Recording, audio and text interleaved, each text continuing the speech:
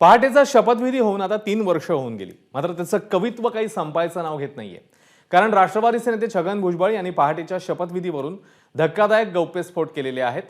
त्यावरून राजकीय वर्तुळात एकच खळबळ उडाली आहे. तर भुजबळ यांच्या या आरोपांसंदर्भात शरद पवार आणि सुप्रिया सुळेंनी पलटवार केलाय. 2019 मध्ये शरद पवारांनी भाजपसोबत सरकार स्थापन करण्याचं ठरवलेलं असा गौप्यस्फोट मंत्री छगन भुजबळांनी केला. त्यावेळी सर्व चर्चा झालेली, पण ऐनवेळी शरद पवारांनी भाजपसोबत जायला नकार दिला असं वक्तव्य भुजबळांनी केलंय. तर छगन भुजबळ यांनी केलेले दावे सुप्रिया सुळेंनी फेटाळले आहेत. तर राष्ट्रवादीच्या अध्यक्षपदाच्या प्रस्तावावरून देखील सुप्रिया सुळे आणि शरद पवार यांनी भुजबळांवर पलटवार केले. पवार साहेब म्हणाले, मी जाणार नाही. मी राजीनामा दिल्यानंतर सुप्रियाताईंनी अध्यक्ष व्हायचं, मग तुम्हाला काय पाहिजे ते करा.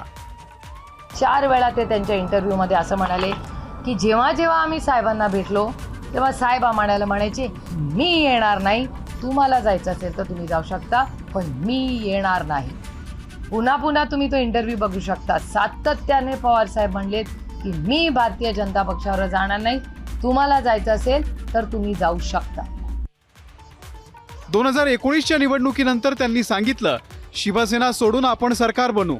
त्यावेळी अजित पवार हे पवार साहेबांसोबत बैठकीत होते. तेव्हा त्यांनी अजित पवार यांना विचारलं, काय होणार. अजितदादांनी सांगितलं, आम्ही शब्द देतो, आणि तो शब्द पूर्ण करण्यासाठी अजितदादांनी फडणवीस यांच्यासोबत पहाटे शपथ घेतली. पहाटेचा शपथविधी आणि 2 जुलैचा शपथविधी ह्या दोन्ही गोष्टी आदरणीय पवार साहेबांना न सांगता केलेल्या आहेत. त्याच्यामुळे अनेक वेळा ह्याच्याबद्दल तुमच्या मनामध्ये किंवा समाजामध्ये चर्चा होते.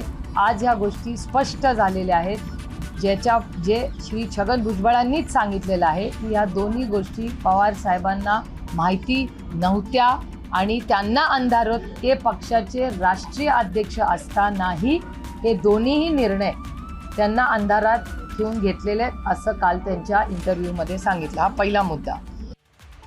2017 साली तर किती मंत्रिपदं, कोणती खाती, पुढच्या निवडणुकीमध्ये किती जागा, किती खासदार, हे सगळं ठरलं. मात्र सगळं ठरल्यानंतर आमच्या पक्षानं अट ठेवली, शिवसेना आपल्यासोबत नको. म्हणजे शिवसेनेला वेगळा करण्याचा प्रयत्न झाला. आमच्या पक्षाला कोणी आदेश दिले ते सांगायची आवश्यकता नाही. एकीकडे ना खाऊंगा ना खाने दूं म्हणणारा भारतीय जनता पक्ष राष्ट्रवादी काँग्रेस पक्षाला नॅचरली करप्ट पार्टी म्हणत होता. तर मग जर आम्ही करप्ट होतो तर मग भारतीय जनता पक्ष ही नेगोसिएशनला बसलीच कशी आमच्याबरोबर. तर मग इधर भारतीय जनता पक्ष सातत्याने खोटे आमच्यावर आरोप केले. जर आरोप खोटे होते तर भारतीय जनता पक्षाने राष्ट्रवादी काँग्रेस पक्षाची माफी मागितली पाहिजे की आम्ही सगळे जे आरोप केले हे खोटे होते.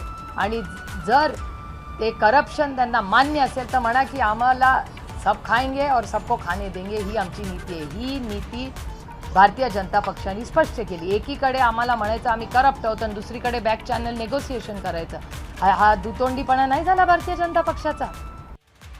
त्यांनी राजीनामा दिला की सुप्रियाताईंना अध्यक्ष करायचं. सुप्रियाताईंना अध्यक्ष केल्यानंतर भाजपसोबत जायचं म्हणजे सरकारसोबत जायचं हे पवारांच्या घरी ठरलं होतं. म्हणून तर त्यांनी अचानक राजीनामा दिला. की मला अध्यक्ष करणार होते का, हा प्रस्ताव होता का. हा प्रस्ताव होता, पण मला स्वतःला तो एवढ्यासाठीच अस्वस्थ करणारा होता कारण का त्याच्यात 3 गोष्टी होणार होत्या.